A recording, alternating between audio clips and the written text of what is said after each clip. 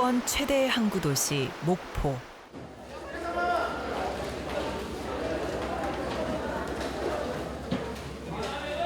이곳 어판장은 매일같이 어선들이 하역한 싱싱한 해산물로 채워집니다.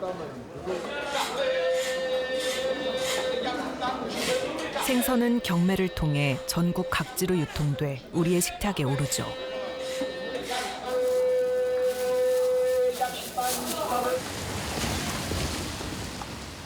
목포에서 생선 전문 식당을 운영하는 김현미 씨. 가장 신선한 생선을 손님 밥상에 올리겠다는 신념으로 일한 지 벌써 10년째입니다. 하지만 지난 4월 충격적인 모습을 본 현미 씨는 이제 그 마음을 지킬 수 있을지 걱정입니다. 이거 다 사람 몸에 들어가서 이게 이제 병을 만드는 거야. 못 먹은데. 이렇게 하면 똥은 싸겠냐? 이렇게 하면 어떻게 똥 싸겠냐? 어떻게 완전 썩어버리지 안에.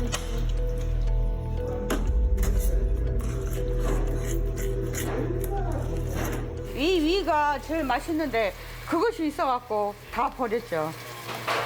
못 먹지. 썩은 냄새 났어. 어떤 사람들 이것도 먹는 사람 먹어요. 이렇게 깡다리, 병어. 야구에서 이게 제일 맛있어요. 보다 못한 현미 씨의 남편 강성복 씨는 이런 현실을 SNS를 통해 알렸는데요. 이유는 해양 쓰레기 문제를 더 이상 방관해선 안 되겠다는 생각 때문이었습니다. 이미 너무 심각하니 우리 밥상에 들어왔다는데 제가 좀 두려움을 느껴요. 그래서 우리 세대는 한갑 넘게 뭐 죽어도 하야 됩니다. 이제 자식들, 손지들 이게 어쩌란 말입니까? 바다가요 이대로 둬서는 안 됩니다. 지금 바다가 이미 상황은 심각한 상황이에요.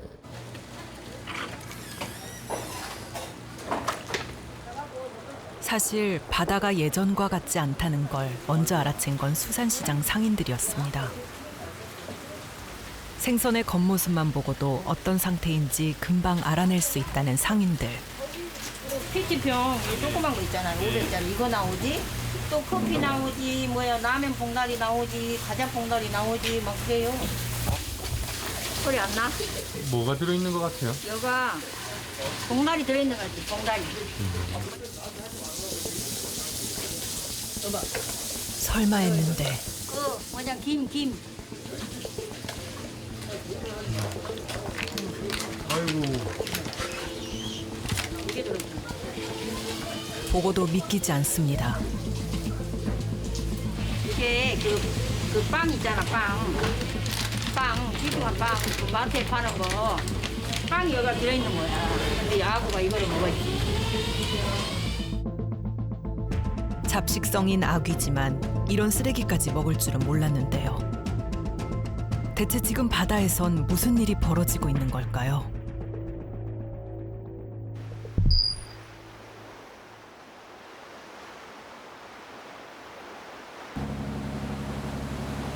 제작진은 서남해의 어장을 두루 살펴보기로 했습니다.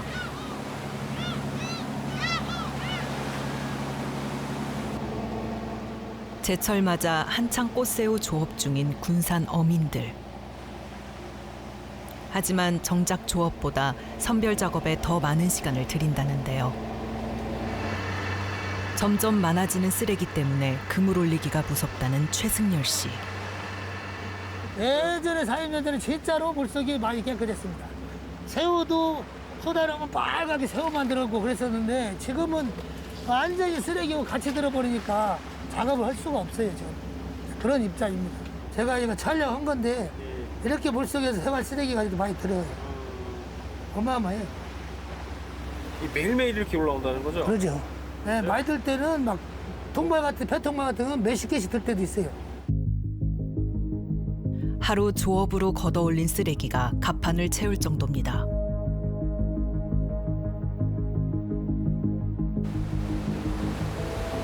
꽃새우는 수심 40m 깊이의 그물을 내려 바닥을 훑는 저인망 방식으로 잡는데요.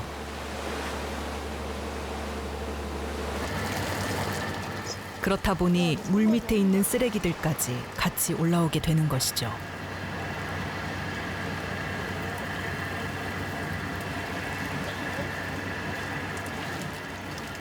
그런데 웬일로 쓰레기가 보이지 않는 것일까요?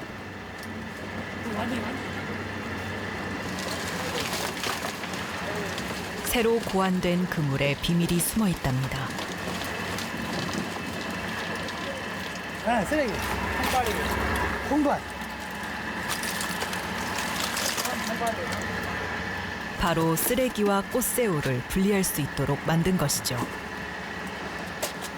이 속에다가 어민들이 개발해가지고 이것을 달았어요. 왜 그러냐면은 아까 보시다시피 새우는 여기를 거쳐서 나오게 만들어서 새우만 분리가 됐고 이 속에 모든 폐구물이라든지 해양 쓰레기가 여기가 다 걸리게 돼 있어요. 이처럼 그물 중간에 따로 쓰레기 분리망을 만들지 않으면 조업이 불가능한 상황이랍니다.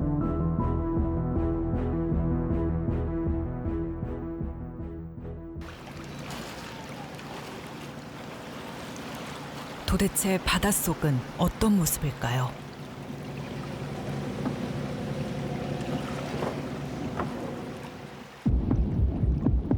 제작진은 수심 40m의 물밑을 살펴보기로 했습니다.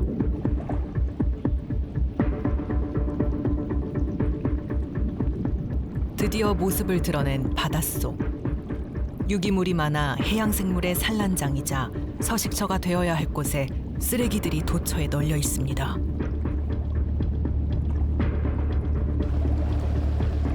인간에 의해 만들어지고 인간에 의해 버려져 바다 곳곳을 떠돌고 있는 쓰레기.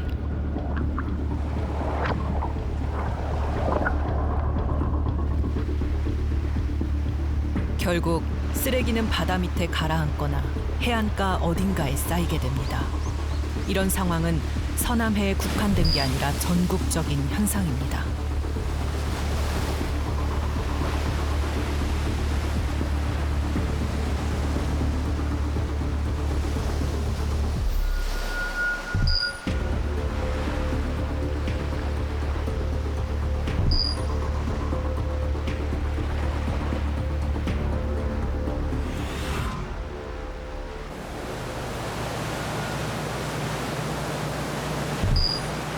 우리나라 해양 오염에 대한 연구를 하고 있는 심원준 박사. 저쪽에 드럼통이다. 그의 현장 조사에 동행해 보기로 했습니다. 저희가 이쪽 수영만의 수영강 아래쪽에 도착한 거고요. 이제부터 저희 목적에 맞게 조사를 할 겁니다. 이 앞에 9개 구역을 저희가 설정을 이미 해놓고 이 중에 무작위로 3개 구역을 선택하는 겁니다. 그래서 쓰레기가 모인 곳에 찾아가는 게 아니고 무작위로 선정해서 대표적인 시료를 얻으려고 그런 겁니다.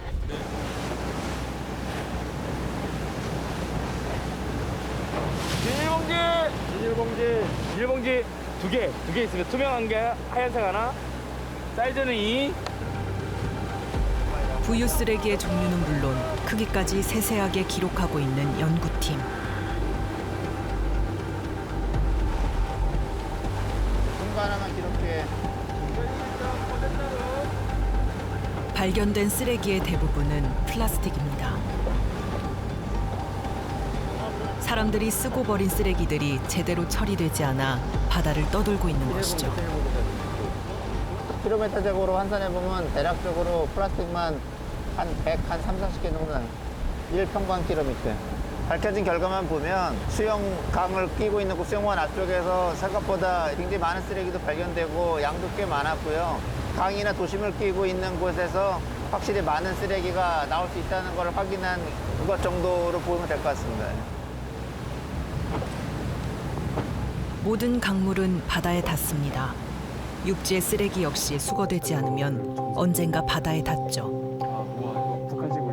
이는 바다가 육지의 영향을 받을 수밖에 없다는 의미입니다. 캘리포니아에서 이런 걸 발견을 했는데 이쪽 우리나라 남해 쪽에서 나오는 거는 주로 동해로 가고 우리나라 서해안 쪽에서 나오는 거는 제주도도 가고요. 여기는 이제 중국에서 온 것도 많이 있습니다. 제일 많은 건 한강을 통해서 나오는 게 제일 많고요. 그 이유는 한강 근처에 사람이 많이 살기 때문에 그렇거든요. 그다음에 낙동강 많이 나오거든요. 그리고 이제 우리나라에 영향을 주는 게 당연히 중국. 중국 뭐 양자강 근처는 사람이 워낙 많이 사니까 거기도 무척 많이 나오고요. 양쯔강 유역에 사는 인구만 약 5억 명. 우리나라 인구의 10배가 되는 만큼 이들이 쏟아내는 엄청난 양의 쓰레기가 이 강을 통해 바다로 유입되죠.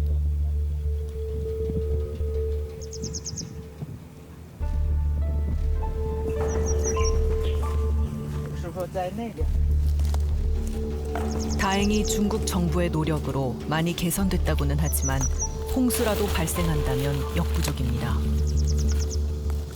这个是嘛，从长江那边刮过来的。你叫我具体讲走哪都是岸口啊，有的是船上漂下来的，等等，这个我也说不好。都是这个岸边刮风啊、涨潮啊、下雨啊，弄到那个江里边来了。它这个是个回水湾嘛，它就。 이렇게 강을 통해 쏟아져 나온 쓰레기들은 해류를 따라 국경 없이 바다를 떠돌 텐데요.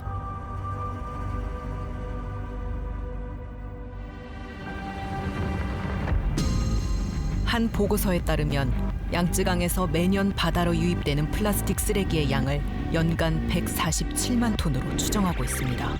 전 세계에서 가장 많죠. 문제는 이 쓰레기들이 우리나라 서해를 심각하게 오염시킨다는 겁니다.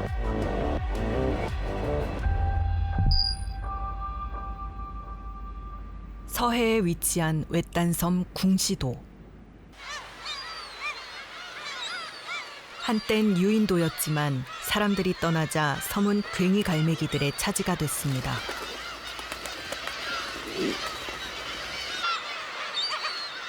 매년 4월 중순부터 시작되는 산란과 육아. 커가는 새끼들 때문에 괭이 갈매기들은 바쁘기만 합니다.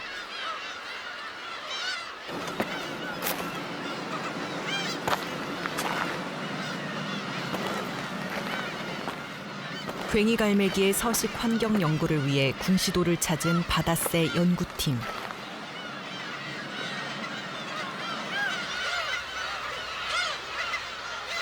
얘는 펠릿인데 왜 터져? 이번 방문 목적은 섭식에 관한 것입니다. 이거는 괭이갈매기 펠릿인데요. 펠릿은 그 괭이갈매기가 먹이를 먹었다가 소화를 시키지 못하는 거를 뱉어내서 이런 형태로 이제 토해내는 것을 말합니다. 정상적인 펠릿에선 주로 조개 껍질이나 뼈가 발견됩니다.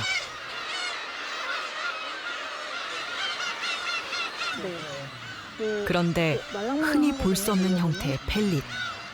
그런 부분들이 조금 여기 펠릿 안에 보시면 그 스티로폴로 추정이 되는 그런 그 물질들이 있어서 아마도 그 스티로폴을 이제 괭이갈매기가 먹고 그것을 그 소화시키지 못해서 이렇게 밖으로 토해낸 것 같습니다. 스티로폴이 많네요, 확실하게.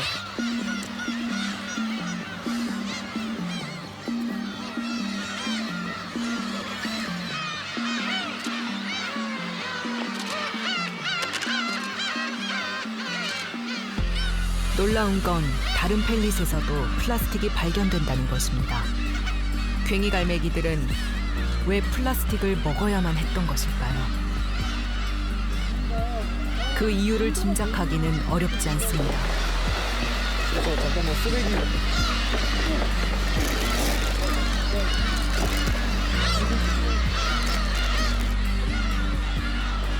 괭이 갈매기들은 쓰레기 더미 위에서 먹이를 찾을 수밖에 없습니다.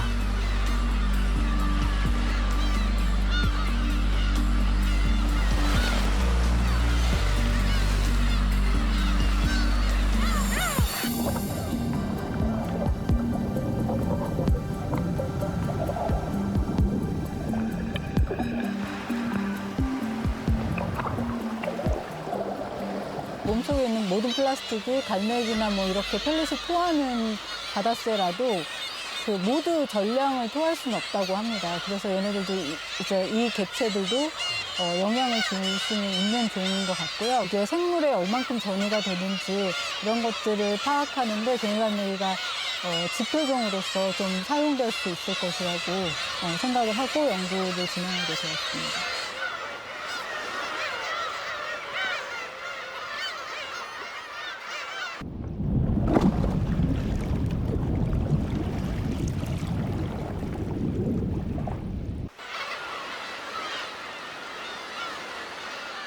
괭이갈매기는 사냥한 먹잇감을 삼켜 반쯤 소화시킨 다음 토에서 새끼들에게 줍니다.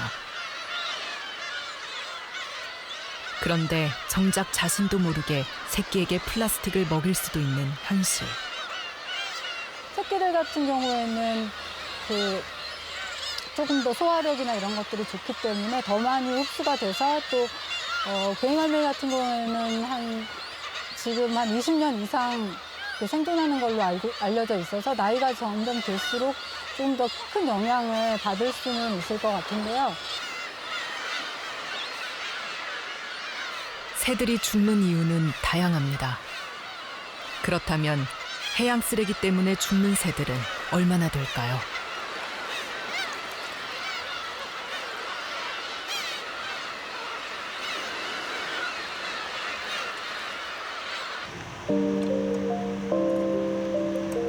바다에서 사는 새들의 플라스틱 섭식에 대해 연구를 해온 김미란 박사. 죽은 바다새의 위 내용물에서 플라스틱을 분석해냈는데요.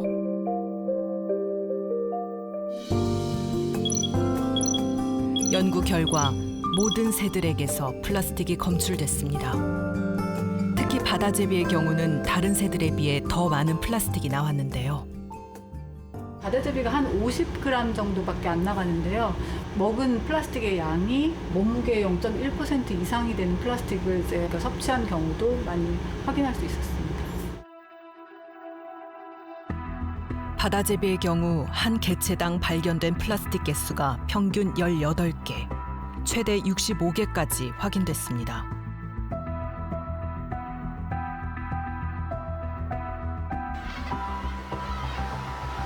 최근 UN 환경계획의 발표에 의하면 해양 쓰레기 때문에 연간 폐사하거나 고통받는 바다새의 수가 무려 100만 마리가 넘습니다. 물론 괭이갈매기도 예외일 순 없죠.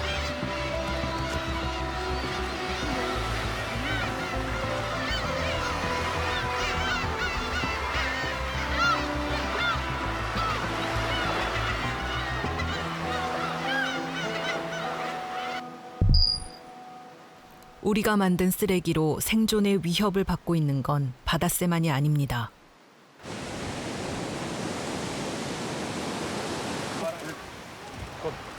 제주에서 멸종 위기종인 바다거북을 인공 증식해 자연에 방류했습니다.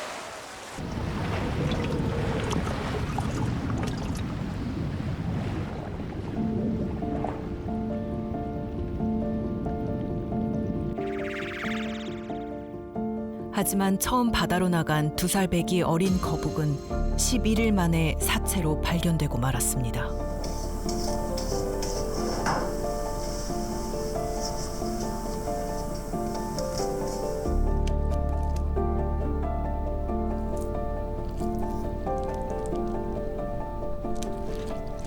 가스가 막 차 올라서 여기가 다 부어 있어. 사인은 장폐색. 폐구물이 장을 막아 죽음에 이르도록 한 것이죠. 폐구물과 함께 플라스틱 쓰레기도 대량으로 발견됐습니다. 이처럼 지금까지 부검한 바다거북 중 플라스틱 쓰레기를 먹고 죽은 개체는 38마리로 60%가 넘습니다. 해양 플라스틱 쓰레기가 바다거북을 위협하는 최대의 천적이 된 것입니다. 비닐이 이제 해양에 떠다니게 되면은 우리 사람 눈으로 봤을 때도 굉장히 해파리랑 비슷해 보이기 때문에 이제 쓰레기를 시각적으로 오인하는 그런 경우가 하나 있고요. 바다에서의 뭐 사체가 생겼을 때 해양 박테리아라던가 아니면은 식물성 플랑크톤이 그 표면에 붙어서 이제 분해하는 과정에서 생겨나게 되는 비릿한 그런 바다 향이 해양 생물에게는 맛있는 먹이로 유인하게끔 하는 그런 효과가 있어서 겉은 평온해 보이나 자세히 살펴보면 곳곳에 해양 생물을 위협하는 쓰레기를 품게 된 바다.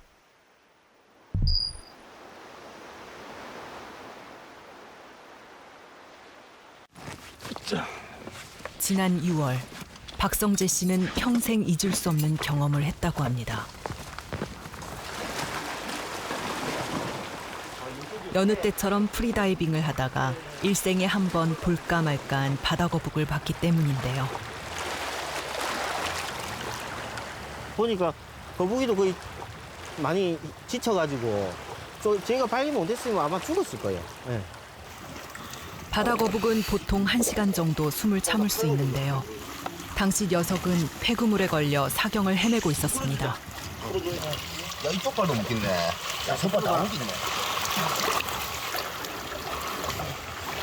야, 숨쉬기 한다. 풀린 것 같다. 밀어줘라, 이제.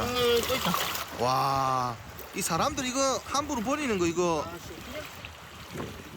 한국 바다에서 그 고기를 먹을 수가 있나? 인사 안 해.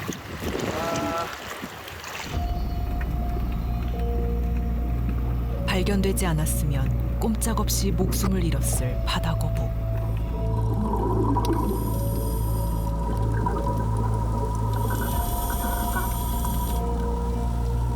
연간 폐구물에 죽는 물고기의 양이 연안 어획량의 10%에 달한다고 합니다. 이것은 무엇을 의미하는 걸까요? 예전에는 뭐 그렇게까지 생각을 막 깊이 있게 생각은 안 했는데 그거 보고 하다 보니까 아 이제 더 이제 경각심이 생기고 이제 뭐 해어구라든지 이런 것들에 대해서 다시 보게 되는 이제 계기가 됐어요.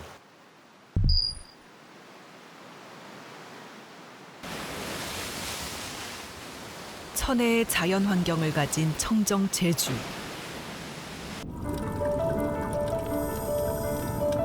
특히 대정읍 연안 일대는 전갱이, 자리돔 등 다양한 어류들이 많아 풍부한 어장을 형성하고 있습니다.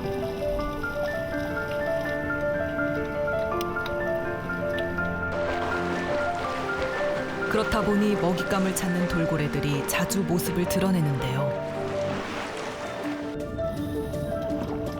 때로 몰려다니는 멸종 위기종인 제주 남방 큰 돌고래.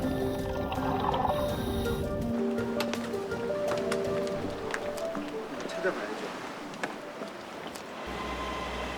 녀석들을 가까이서 보기 위해 바다 생태계 보호 활동가 조약골 씨를 따라가 보기로 했습니다.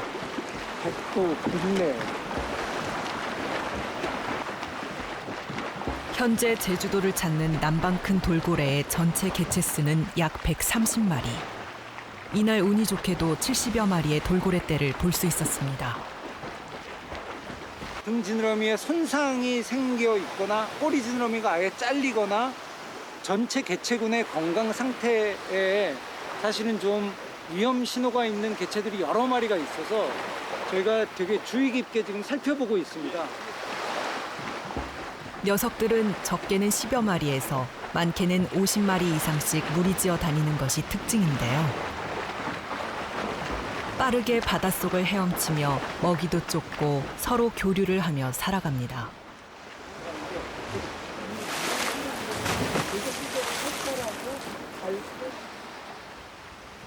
그런데 곳곳에서 눈에 띄는 상처 입은 녀석들.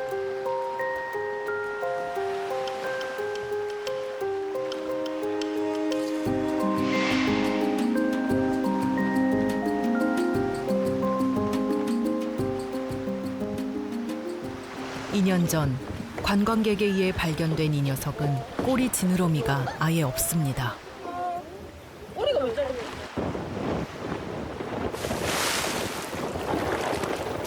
생존에 가장 중요한 꼬리가 없지만 사람들은 녀석이 오래오래 살았으면 하는 마음으로 오래라는 이름을 붙여주었죠.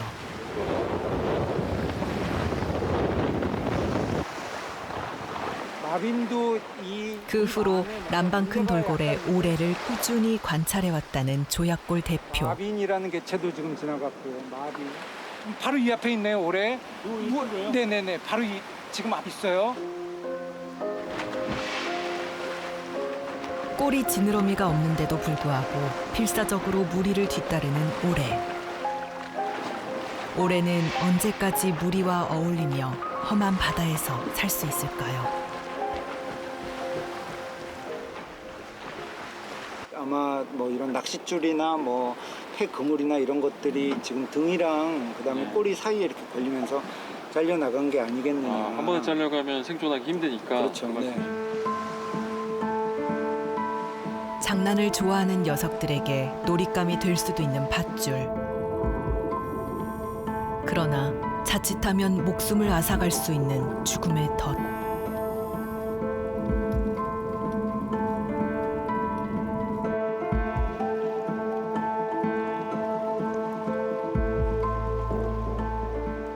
낚싯줄에 지금 꼬리가 감겨 있는 개체도 한 마리 있어요. 네네네.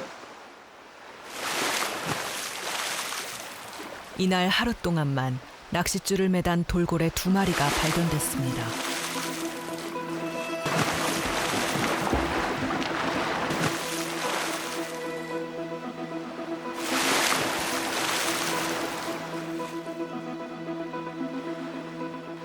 지금 이제 이 남방 큰 돌고래들 항상 연안 가까이 살다 보니까 해양 쓰레기라거나 혹은 연안 오염에 가장 취약한 이런 존재들이 됐습니다.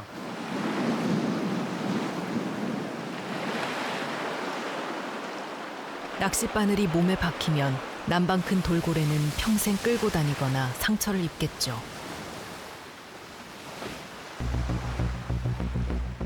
UN 환경 계획에 따르면 해양 쓰레기로 목숨을 잃는 해양 포유동물의 수가 한 해 10만 마리에 이른다고 합니다.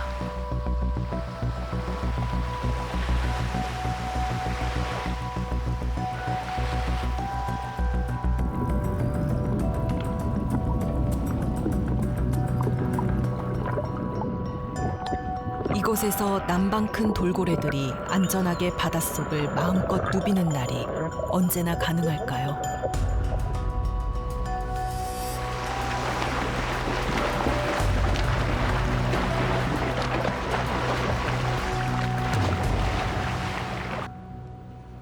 아귀의 뱃속에서 발견된 이것. 우리가 만들어낸 플라스틱 쓰레기입니다. 배고픈 아귀는 이 플라스틱을 먹잇감으로 알고 덥석 삼켰겠죠.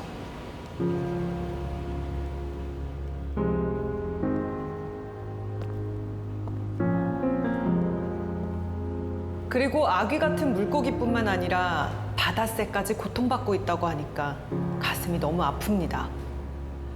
이처럼 해양 플라스틱 쓰레기는 몇몇 물고기나 새의 문제만이 아닙니다. 물론 우리 인간도 자유로울 수 없겠죠. 플라스틱의 등장은 인류 문명사를 바꾼 거대한 사건이었습니다. 플라스틱의 시초는 바로 이 당구공이었습니다.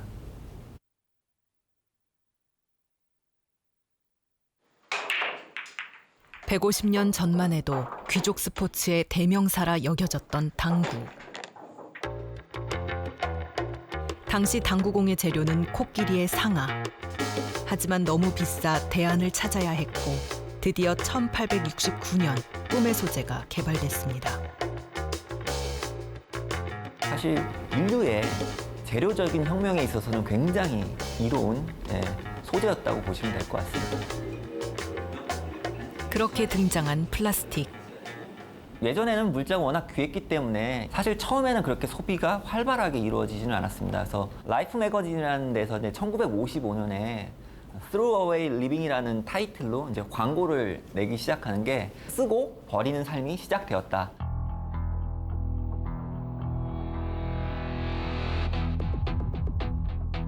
이후 저렴하고 쉽게 가공할 수 있는 플라스틱은 생활용품뿐 아니라 산업에까지 각광받기 시작했습니다.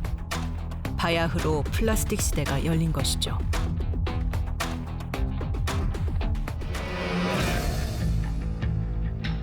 하지만 편리함에는 대가가 따르기 마련이죠.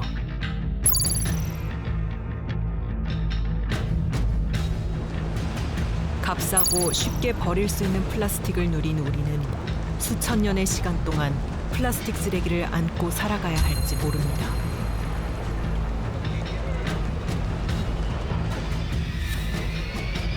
(1950년대부터) 지금까지 생산된 플라스틱 양이 약 83억 톤. 이 중에서 일부만 재활용 소각되었고 나머지 60%는 매립되거나 버려졌는데요.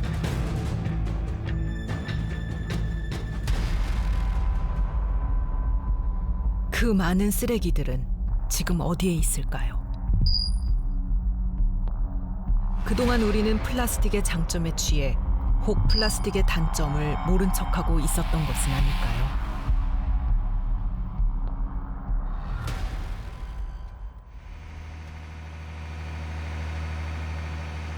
박명재 씨는 통영에서 굴 양식장을 40년째 운영하고 있습니다. 이곳에선 스티로폼 부표가 부의 상징이었다는데요. 100줄 정도 대부분 요 줄이 200m 요거를 갖다가 100줄 정도 하면 한 2만 개 필요하거든요. 이게 굴이 잘 뗐을 때 이 한 줄이 200m 한 줄이 180개에서 200개 채져요. 그러면 2만 개 가까이 확보를 하고 엄청난 양이거든. 한 어민이. 현재 우리나라 전국 양식장에서 사용하는 부표 5,500만 개 중 4,100만 개가 스티로폼 부표입니다.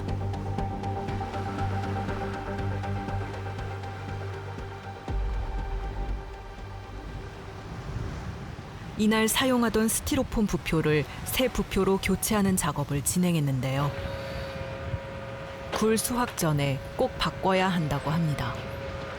이걸 이제 다 내고 앞에 저 부자를 이제 색으로 갈아채우고 바꿔주는 게 이게 이제 꿀 딸 때까지 놔주면은 무거워서 못 들어올리는 게 그때 꿀 딸 때는. 우리나라의 굴 양식은 바다 위에 부표를 띄우고 어린 굴을 매단추를 바닷속에 내려 키우는 수하식으로 하고 있는데요.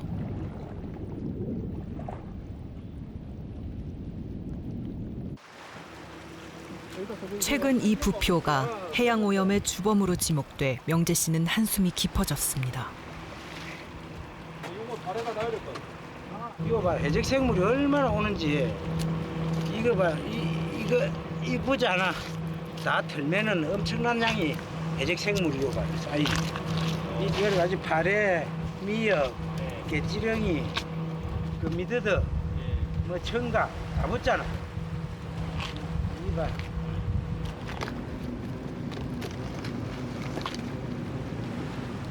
부표가 부서져 생기는 스티로폼 알갱이들이 문제라는데요. 스티로폼 뒤에 여기 다 붙어 있어요. 과연 바다에 어떤 영향을 미칠까요?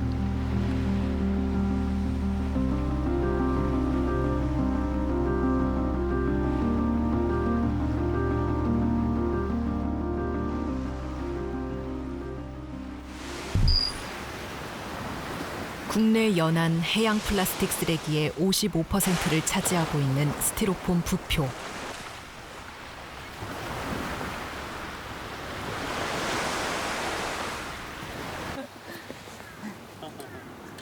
이것의 문제는 해안가의 모래를 통해 확인이 가능하답니다. 모래를 묻히면 그만큼 모래도 손실되는 거잖아요. 그래서 모래는 또 어디다 버려요? 모래와 섞여 있는 플라스틱 조각들. 보시면 이 안에 이제 다양한 플라스틱 조각들이 보이잖아요. 이런 것도 있고. 하지만 대부분은 스티로폼 조각입니다. 지금 보시는 바와 같이 스티로폼 알갱이들이죠. 스티로폼이 원료 알갱이를 열로 해갖고 붙여버리거든요. 그러다 보니까 집에서 뭐 포장재 뜯다 보면 떨어진 알갱이 크기가 딱 요 1에서 5mm 사이에 대부분 들어갑니다. 스티로폼 부표 하나당 약 750만 개의 알갱이로 쪼개져 연간 약 15조 개의 알갱이가 바다에 방치됩니다. 해안이 플라스틱이 미세화하기에 아주 좋은 조건입니다. 자외선을 그대로 받고 온도도 굉장히 높고 산소도 충분하고 공기 중에 있기 때문에 그 세 가지 조건이 풍화가 잘 돼요. 그래서 여기서는 미세 플라스틱이 만들어지기 굉장히 좋은 해안이죠. 이런 해안에 바람과 해류 때문에 쓰레기가 쌓인다는 거예요. 그러니까 치우지 않고 방치하면 미세 플라스틱이 만들어지기 너무너무 좋은 조건. 5mm 이하의 작은 입자인 미세 플라스틱. 하지만 그 위험성은 치명적입니다. 작아지면 그 작은 플라스틱을 먹는 생물들의 이제 숫자와 종류가 이제 기하급수적으로 늘어난다는 점. 그다음에 작으면 수거 처리가 불가능해진다는 점. 다른 생물이 먹게 되는데 이제 그 중에 수산 생물이 포함되어 있기 때문에 사람도 이 먹이 사슬을 통해서 그런 플라스틱을 먹을 수 있게 된다는 점. 뭐 이런 점에서 이제 기존의 대형 쓰레기가 갖고 있던 문제와의 패러다임이 바뀐다고 보시면 됩니다. 썩지도 않고 분해되지 않는 플라스틱. 풍화작용에 의해 잘게 쪼개져 미세화되죠. 이런 미세 플라스틱은 물고기의 먹이가 되어 먹이 사슬을 타고 우리 식탁으로 되돌아옵니다.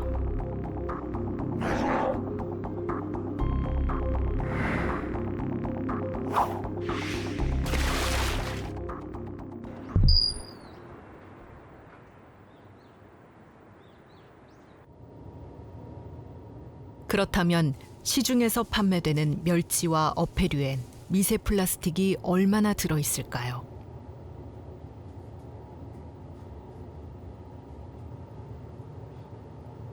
이들 체내에서 미세 플라스틱을 분리해내는 실험을 진행했습니다.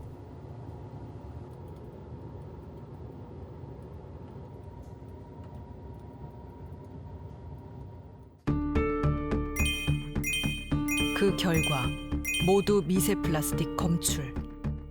개체마다 다르지만 100g당 최소 7개에서 최대 34개까지 나왔습니다. 현재로서는 1mm 크기의 미세 플라스틱뿐만 아니라 더 작은 크기의 미세 플라스틱도 다량으로 검출이 되고 있는 상황입니다.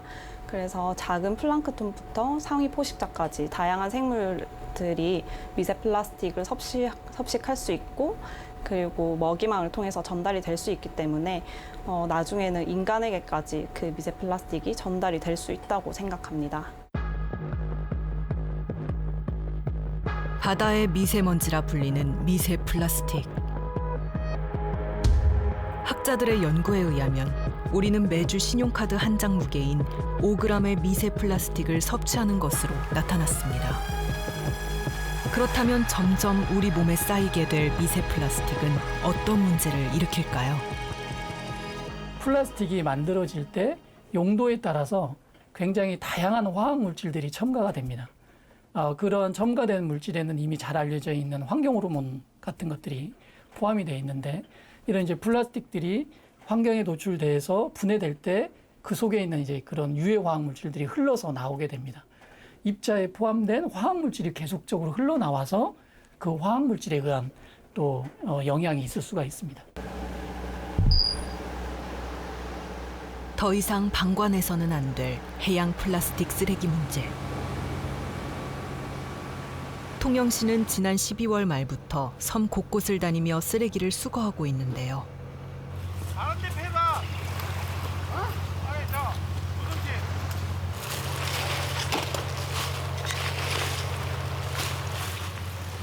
이 퍼내도 끝이 없다. 이거 보세요. 내가 여기서 지금 몇 번을 이렇게 퍼내도 이게 끝이 없어. 한 번 부서지면 수거가 거의 불가능한 알갱이들. 이런 큰 것들은 우리가 쉽게 주울 수 있는데, 이런 작은 거는 또 밑에 플라스틱은 이렇게 실어 담아야 되니까, 그러다 보니까 이게 문제라 우리가 볼 때. 치워도 계속 쌓인다는 스티로폼 부표는 미세화되기 전에 수거하는 것이 최선일 텐데요.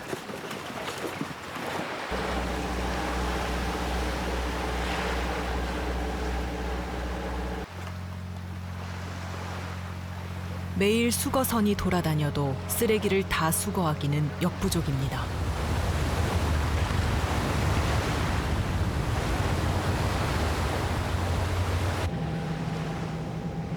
이 같은 문제는 비단 통영뿐만이 아닌 바다와 인접한 모든 해안가의 문제이기도 합니다.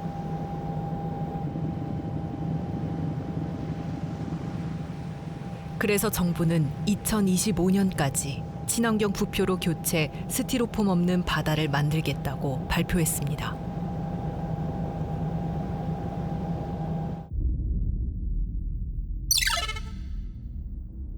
지구에서 세 번째로 깊은 필리핀 엠덴 해연.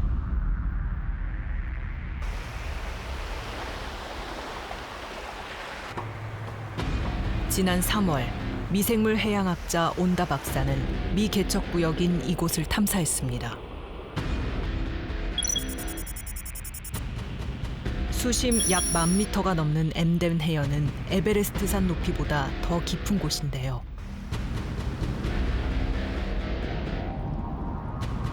이곳까지 심해 잠수정을 타고 12시간 동안 내려가야 합니다.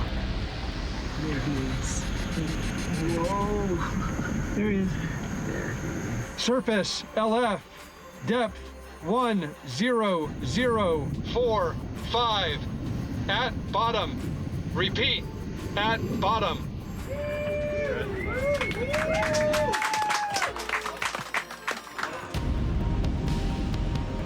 무사히 도착했다는 기쁨도 잠시 뭔가를 발견했는데요.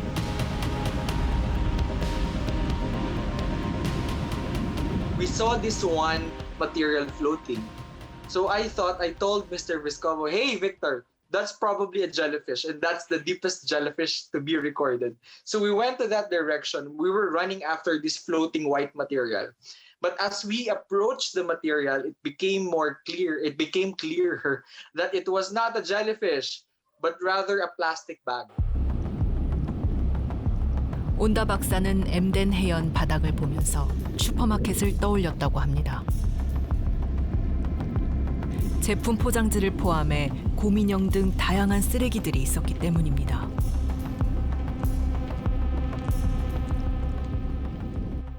Imagine seeing a plastic bag at 10,080 meters below.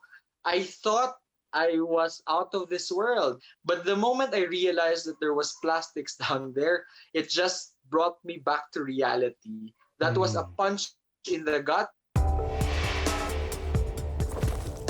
부족한 햇빛과 산소 때문에 분해되지 않고 쌓이기만 할 해양 쓰레기. 이제 해양 쓰레기는 전 지구촌의 문제가 됐습니다.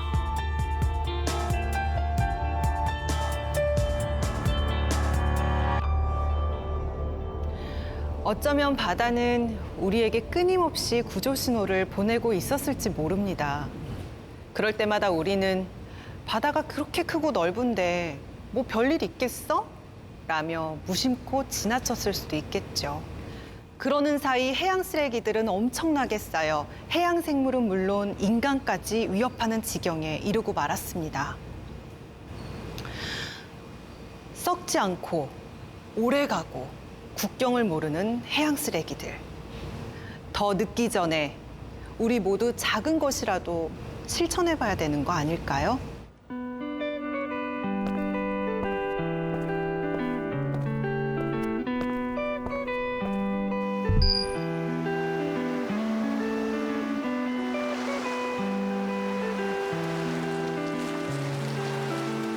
자연이 만들어낸 푸른빛의 제주 바다를 좋아하는 청년들을 만났습니다.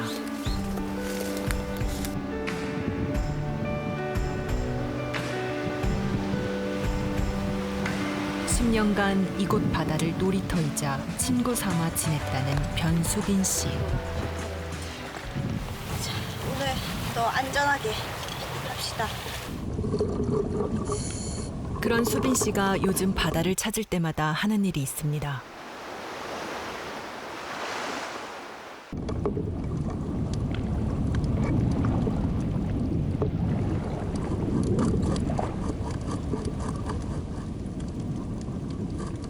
바로 바닷속에 들어있는 쓰레기를 수거하는 일인데요. 다이빙 기술을 살려 쉽게 접근하기 어려운 물밑 청소를 해보기로 마음먹은 것이죠.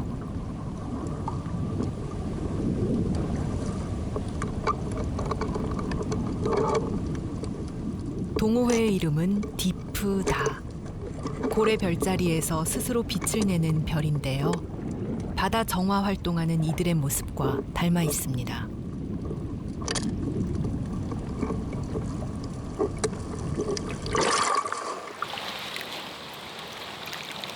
그 뭐예요? 이거 해출 껍질이랑 낚시용품 비닐인 것 같아요. 쓰레기 다 있는데 비닐이 많은 것 같아요, 오늘 유독. 이런 활동은 3년 전 아주 우연한 계기로 시작됐습니다. 한 번은 이제 다이빙 하러 갔다가 제가 이렇게 들어가서 이렇게 다이빙하고 올라와서 파 하는데 쓰레기들이랑 같이 스티로폼이 쫙 딱 와서 파 하는데 이제 스티로폼이 들어간 거죠. 그때 아 이게 진짜 이 턱 밑까지 왔구나.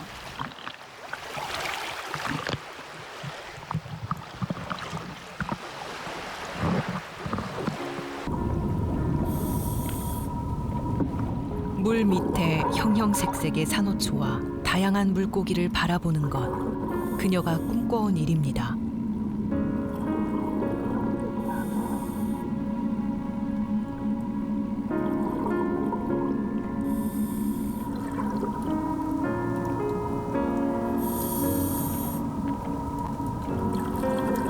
그런 수빈 씨에게 바다는 어느 날 문득 말을 걸어왔습니다. 자세히 보니까 이빨 자국이 탁탁탁 났더라고요. 그래서 아 이게 정말 먹는구나 물고기들이. 그때 그렇게 하고 나니까 아 물고기들이 쓰레기를 먹고 그 쓰레기를 내가 먹겠구나 라는 생각이 들었죠.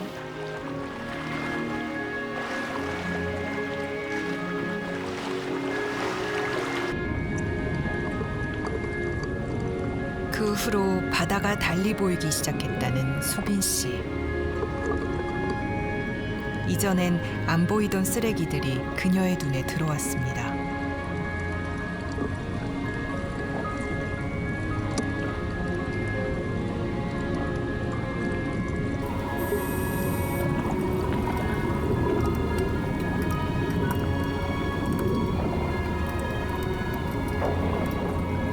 수빈 씨는 다시 꿈꾸기 시작했습니다. 지금보다는 깨끗한 바다를. 그래도 치우고 나면은 치운 게 보여요. 뭐 다음날 다시 쌓이더라도 결국에는 이게 어쨌든 사람 손에서 시작한 문제고 그렇기 때문에 사람 손으로 해결을 할 수 있다고 생각을 해요. 사람들은 말합니다. 해양 쓰레기는 현대 문명의 자화상이다. 아름다워야 할 바다. 바다가 쓰레기로 신음하지 않는 날은 언제일까요?